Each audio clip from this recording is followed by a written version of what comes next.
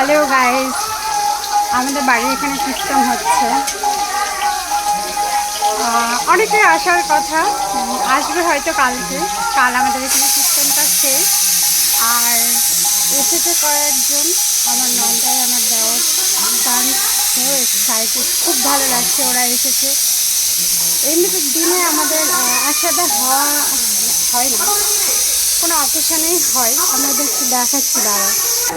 এই যে ওরা এসেছে, তো ওরা ঘুমিয়ে পড়েছে।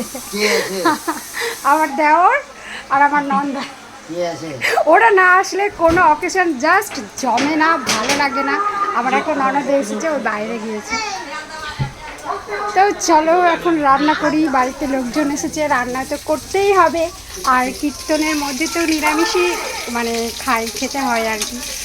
তো আমার নিরামিষই রান্না হচ্ছে, কে কে খাবে চলে এসো। আর আমাদের এখানে কীর্তন হচ্ছে বেসিক্যালি আজকে শম্পা গোস্বামী আসছে, তো তার কীর্তন তো অনেকের ভালো লাগে, আমারও ভালো লাগে, অবশ্য সবারই মোটামুটি অনেক ভালো লাগে।